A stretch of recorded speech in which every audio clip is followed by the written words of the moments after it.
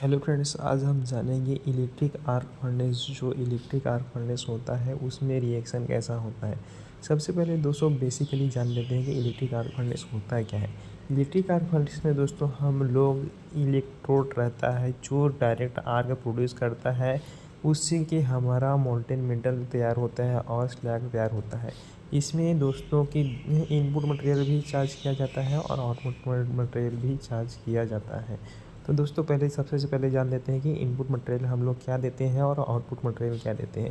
तो दोस्तों यहाँ पे जैसा कि हम लोग देख रहे हैं, इनपुट के रूप में हम लोग स्टील स्क्रैप देते हैं, उसमें के साथ साथ फ्लक्स चार्ज करते हैं और उसके साथ साथ डोलोमाइट भी चार्ज करते हैं, और अगर ज़रूरत पड़े तो हम लोग ऑक्सीजन का लॉन्चिंग करते हैं और एल्यूमिनियम का भी उसमें फीड करते हैं। तो दोस्तों ये जो यहाँ पे है इलेक्ट्रोड के द्वारा हीट एक्सचेंज के द्वारा यहाँ पे जो स्क्रैप रहता है वो मेल्ट हो जाता है, जिसको हमको स्टील बनाना रहता है वो यहाँ पे बन जाता है और स्लैग ऊपर हो जाता है, और जो मेटल रहता है वो नीचे बैठ जाता है जो हायर डेंसिटी के कारण आता है।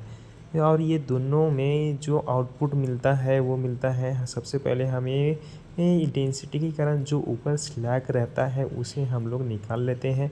उसके बाद हम लोग मेटल का टैपिंग करते हैं, मेटल को भी निकाल लेते हैं, और ऐसा कर कर के हम लोग जो प्रोड्यूस्ड है वेस्ट गैस रहता है उसको भी निकाल लेते हैं। तो ये रहा दोस्तों हमारा इनपुट और आउटपुट मटेरियल जो हमें इलेक्ट्रिक आर्क फर्नेस में मिलता है।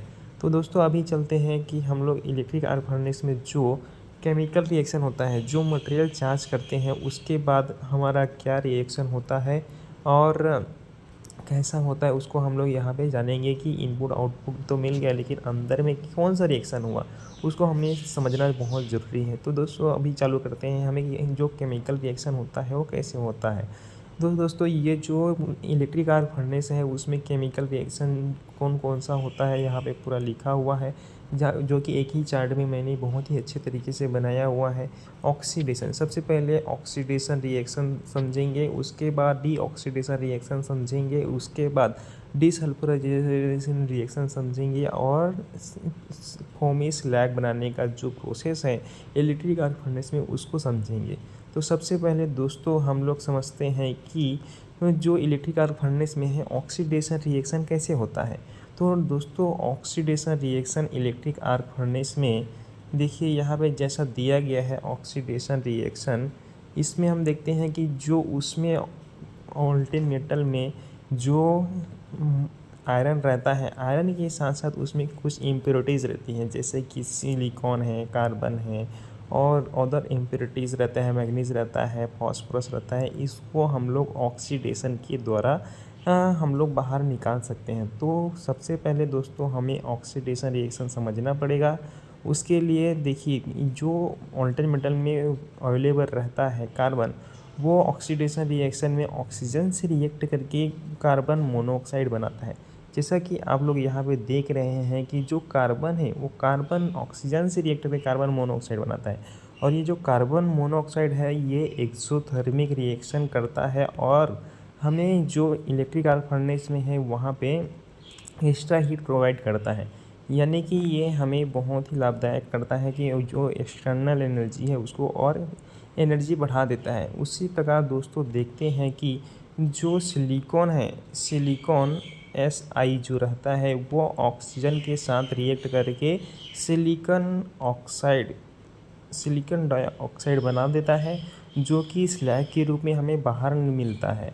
उसी प्रकार दोस्तों देखते हैं कि तीसरे नंबर में जो मैग्नीज रहता है, जो मैग्नीज रहता है इलेक्ट्रिक आर्क फर्नेस में जो मोल्टेन मेटल रहता है उसमें सामने कुछ ही अमाउंट में मैग्नीज भी रहता है। तो मैग्नीज भी क्या है, ऑक्सीजन से रिएक्ट करके क्या बनाता है, ऑक्सीजन से रिएक्ट करके मैग्नीज ऑक्साइड बनाता है, जो कि हमें स्लैग के रूप में बाहर नहीं मिलता है। उसी प्रकार दोस्तों देखिए कि जो फॉस्फोरस रहता है, जो फॉस्फोरस रहता है मोल्टेन मेटल में, वो फॉस्फोरस जो है वो ऑक्सीजन से रिएक्ट करके क्या बनाएगा, फॉस्फोरस पेंटा ऑक्साइड, फॉस्फोरस पेंटा ऑक्साइड बनाएगा, जो ये भी जो है वो स्लैग के रूप में यहाँ से बाहर आ जाएगा।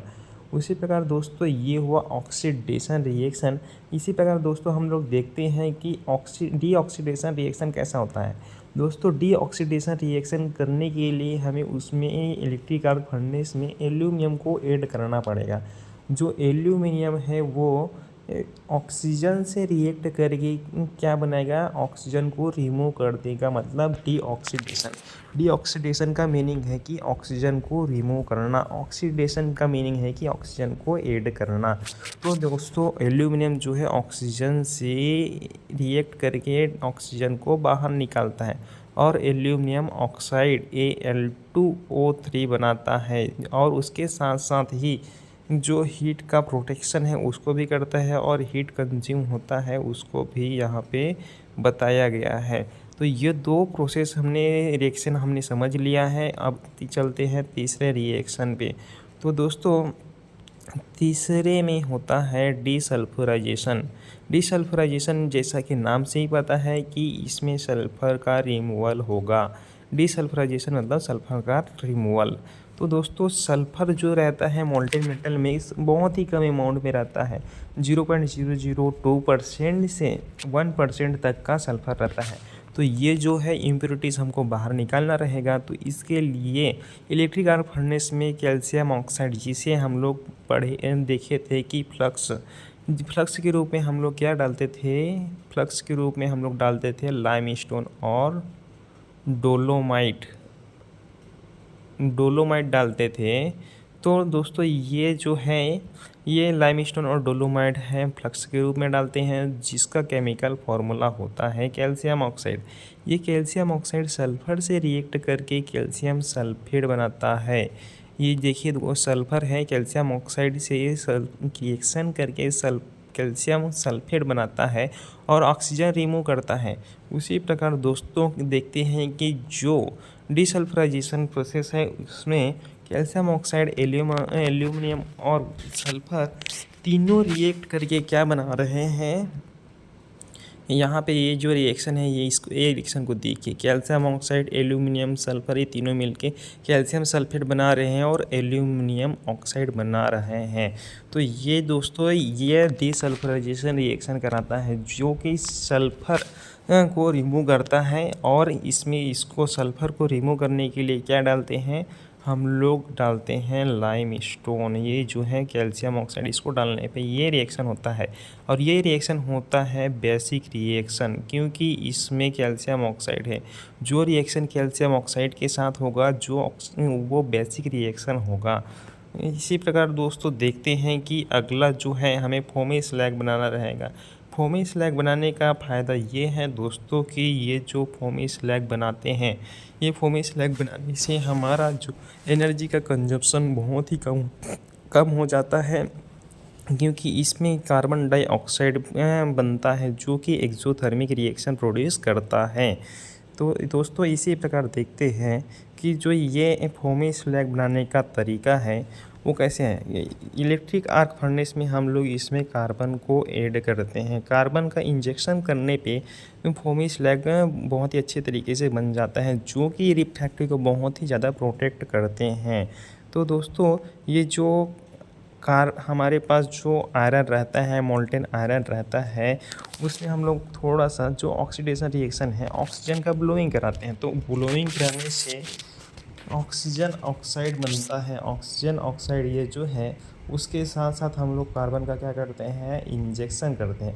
कार्बन का इंजेक्शन करने के बाद दोस्तों ये जो कार्बन है और आयरन ऑक्साइड है, ये मिल के क्या बनाते हैं, आयरन और कार्बन डाइऑक्साइड, कार्बन मोनोऑक्साइड बनाता है। दोस्तों ये जो आप देख रहे हैं कार्बन मोनोऑक्साइड ये बनाता है, जो कि बबल के रूप में रहता है। ये बबल मतलब जो फोम बना लेता है। ये जो बबल है,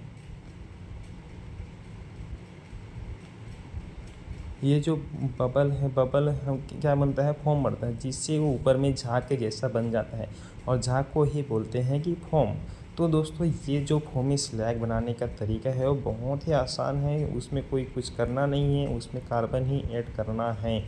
तो ये रहा कार्बन है जो कैल्शियम आयरन ऑक्साइड और ऑक्सीजन से रिएक्ट करके कार्बन मोनोऑक्साइड बनाता है, जो कि एक्सोथर्मिक रिएक्शन प्रोड्यूस करता है। तो ये रहा हमारा बेसिक केमिकल रिएक्शन जो इलेक्ट्रिक आर्क फर्नेस में प्रोड्यूस होता है। तो एक बार और दोहरा देता हूँ, ऑक्सीडेशन रिएक्शन जिसमें ऑक्सीजन का ऐड होगा। उसके बाद है डीऑक्सीडेशन रिएक्शन जिसमें कार्बन का रिमूवल होगा। तीसरा रिएक्शन है डीसल्फराइजेशन जिसमें सल्फर का रिमूवल होगा। और चौथा रिएक्शन है फोमी स्लैग बनाने का, जिसमें कार्बन को इंजेक्ट करके ऑक्सीजन से और आयरन ऑक्साइड से रिएक्ट करवा के हम लोग क्या बनाते हैं, आयरन प्रोड्यूस करते हैं और कैल्शियम ऑक्साइड जो कि एक्सोथर्मिक रिएक्शन है वो हमें प्रोड्यूस होता है। तो हमारा एनर्जी कंजप्शन कम हो जाता है और हमारा जो रिफ्रैक्ट्री का सेविंग है वो बहुत ही अच्छा रहता है। तो दोस्तों ये वीडियो आपको कैसा लगा? ये वीडियो अच्छा लगा होगा तो आप हमारे चैनल को लाइक कीजिए और चैनल को सब्सक्राइब कीजिए इसी तरह के और वीडियो के लिए। Thank you. मिलते हैं दोस्तों अगले वीडियो में।